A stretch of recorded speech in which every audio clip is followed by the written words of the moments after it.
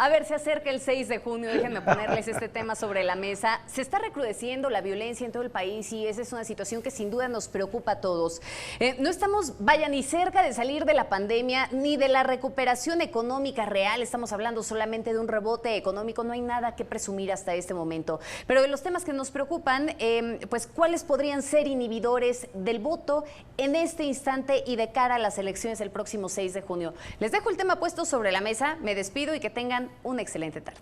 Gracias, Magda.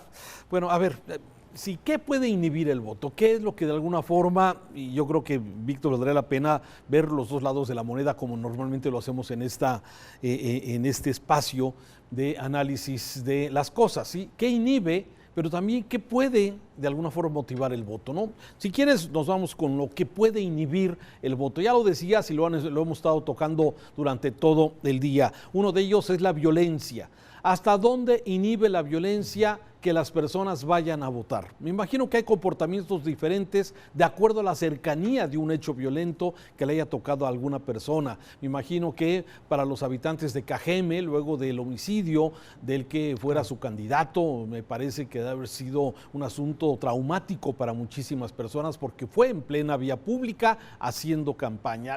El caso de Uruapan igual es un caso donde esta persona sufre de alguna forma en medio de la campaña un ataque y así un sinnúmero de ellos. Me parece que en esas poblaciones, en esos lugares, sí puede la violencia inhibir un voto. Sin embargo, en las zonas urbanas me parece que hay un comportamiento diferente.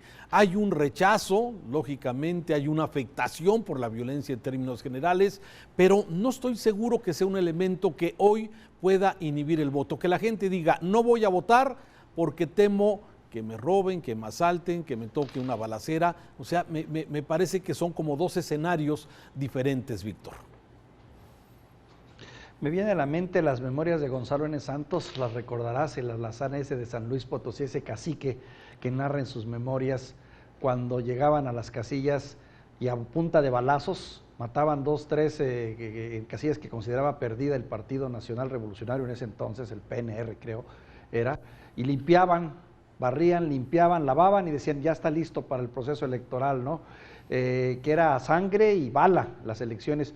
No, Raúl, yo creo que esos tiempos por fortuna han ido quedando atrás, es cierto, tú lo señalas con certeza, habrá puntos focalizados, municipios particularmente neurálgicos, delicados, donde posiblemente sí se den situaciones de inhibición del voto.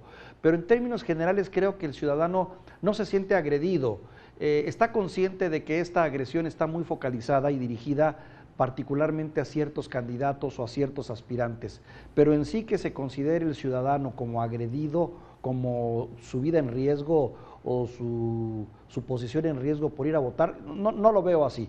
Al contrario, creo que va a haber una participación interesante porque son más los factores que empujan ese deseo de voto que los que inhiben.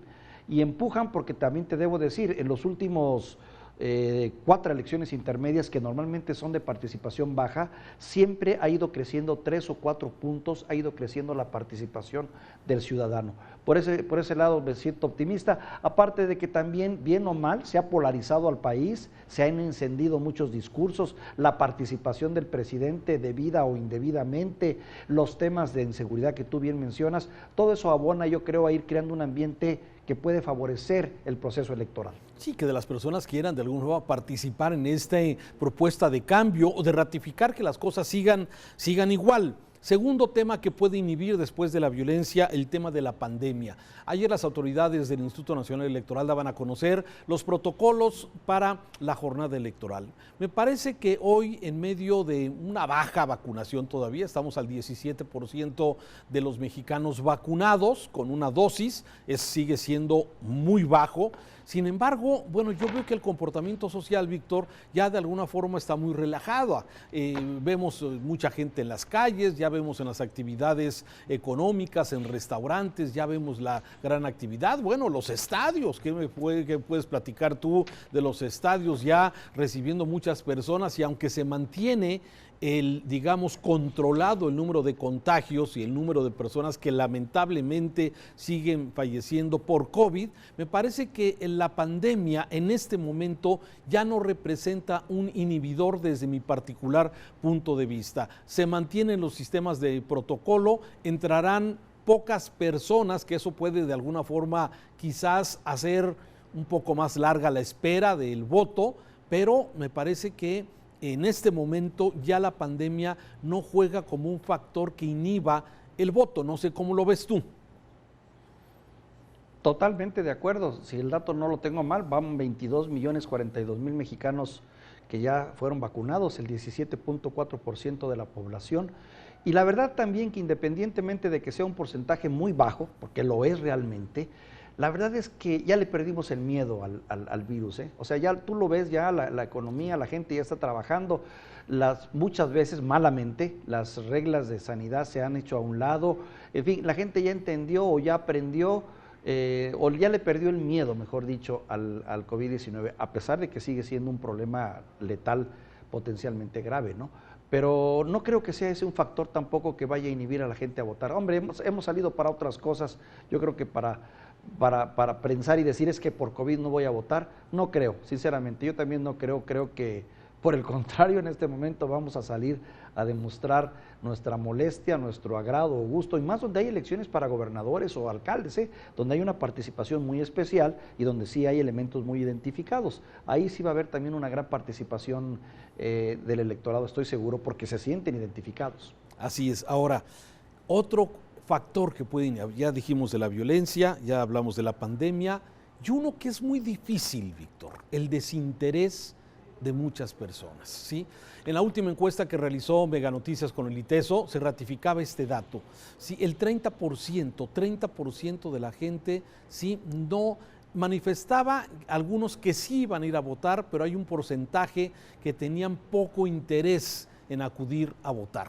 Y ese desinterés, ¿cómo combatirlo? ¿Cómo hacer que un joven entre 18 y 29 años de edad sí vaya directamente a votar? Ese desinterés, porque puede haber desinformación, porque quizás el ciudadano no tenga claro que su voto puede cambiar las cosas, que es importante y que cuenta y que vale, ¿sí? Y ese de alguna forma, ¿cómo combatir? Es uno de los factores, me parece, que van a estar presentes en esta jornada electoral del próximo domingo. Y ahí sí hay una gran responsabilidad de los actores principales, que fueron los aspirantes y los candidatos. Ahí sí hay que culparlos a ellos de haber sabido, y a los partidos políticos, de haber sabido promover, estimular, y la verdad, creo que a ti te pasa igual que a mí, no somos testigos de campañas creativas, vimos más de lo mismo, discursos huecos, posicionamientos muy endebles, promesas, nada creativo, ¿no? Llegamos a ver payasos, muchos payasos bailando, cantando, brincando, jugando fútbol, diciendo groserías, retando, etcétera, pero nada formal y nada serio. Ahí sí creo que hay una responsabilidad que tendrán estos aspirantes y partidos políticos, porque era su compromiso.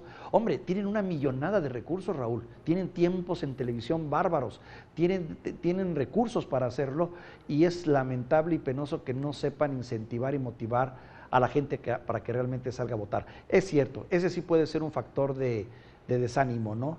El desaire por los candidatos y por los partidos políticos, que ya de por sí el hartazgo es bastante alto, lo sabemos. Sí, pero a ver, yo fíjate que separo dos cosas. Ahorita tú mencionaste hartazgo o desinterés, y yo creo que son cosas diferentes o que aplican, yo las veo de forma diferente. Yo noto un desinterés de algunas personas, especialmente jóvenes, ¿sí?, y un hartazgo, pero ese hartazgo no estoy seguro que sea un inhibidor o puede ser incluso un promotor del voto. A ver, que la gente se harta de las cosas, y eso fue lo que pasó luego del sexenio de la corrupción de Peña Nieto. La gente estábamos hartos y cansados, aquí lo platicamos muchas veces, estábamos cansados de Odebrecht, estábamos cansados de los Duartes, el de Veracruz, el de Chihuahua, las tranzas, estábamos cansados de la corrupción y la impunidad enorme que hay. Llegó este señor, y llegó el presidente López Obrador, ¿sí?, ofreciendo que se acaba la corrupción y que ya se acabó, es cosa del pasado. Pero ¿qué lamentablemente pasa? Nos damos cuenta que sigue la corrupción, que cambiaron los nombres, que continúa la impunidad, y eso de alguna forma sí puede ser un elemento, desde mi visión, que puede promover que la gente salga a votar. Yo no creo que hoy el hartazgo sea un inhibidor del voto, no sé cómo lo ves tú. Sí, tienes razón, hay que matizar entre hartazgo o desilusión. Hay que recordar que con Andrés Manuel López Obrador salieron a votar casi el 63% de la población, hubo un abstencionismo de 35, 37%, cuando mucho. Y bueno, ya hemos visto que también las elecciones para presidente son particularmente más nutridas por los atractivos que representa y todo, ¿no? Hay que recordar que estas son elecciones de las consideradas como intermedias en muchos estados, salvo 15, ¿no?, que van a tener gobernadores, pero en otros realmente, pues bueno, la participación va... El interés está puesto en las gobernaturas, hombre. En las 15 gobernaturas es donde hay un interés fundamental por saber cómo van a quedar. Y obviamente para nosotros, los que ya nos metemos más en el tema de la información, en el Congreso, definitivamente, ¿no? Porque sabemos la repercusión, la importancia que tiene el Congreso y en el futuro del país. Entonces, pues ahí habría que ver ahora sí localidad por localidad para ver qué tanto se ha despertado el interés, ¿no? Pero creo que va a haber una buena participación, Raúl. Yo sí confío que vamos a superar con mucho ese famosos 50-52% en el que hemos rondado, y creo que podemos llegar hasta un 55%, que sería fantástico, ¿no? Fíjate que sí, noto igual que tú, veo que hay un mayor interés de las personas, ya seas los que están en contra o los que están a favor en esta sociedad polarizada en la que actualmente estamos. Me parece que hoy hay un interés mayor de las personas en poder participar. Esperemos que tengamos una buena participación el próximo 6 de junio, y me parece que sí, este tema, el de querer premiar o castigar, porque de eso se trata el voto, de ratificar o no, de seguir por el mismo camino o de dar un viraje. De eso se trata el voto, y me parece que hoy empiezo a ver, a sentir que hay un interés importante de muchas personas. Ojalá, como tú dices, esto se traduzca en mayor participación y se rompan esos récords, y que realmente la gente nos quedemos satisfechos con lo que votemos y finalmente aceptar el resultado. Ese va a ser otra historia. Ese es otro tema del cual ya podremos hablar posteriormente. Ese es otro tema.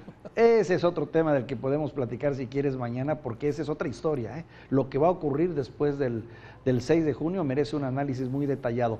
Pero fíjate que bien lo señalas, ya para terminar mi comentario, Raúl.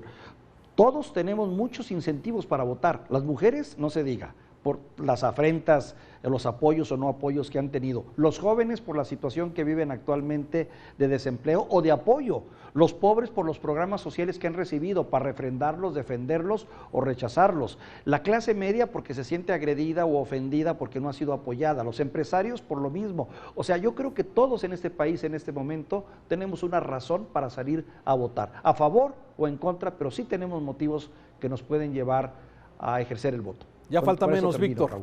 Ya falta menos. Muchas gracias por tus comentarios, desde luego, en este espacio. Vamos a continuar informando en Mega Noticias.